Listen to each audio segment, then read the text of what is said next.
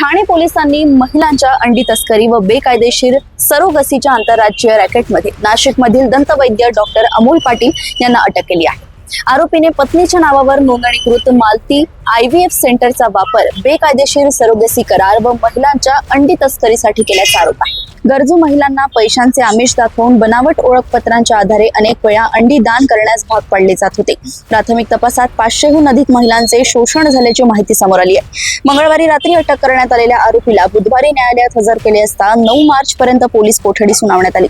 या प्रकरणात आतापर्यंत 6 आरोपी अटकेत असून यापूर्वी सुलक्षणा गाडेकर, अश्विनी चाबुकस्वार, मंजुषा वानखेडे, सोनल गरेवाल आणि सुमित सोनकांबळे यांना अटक करण्यात आली होती।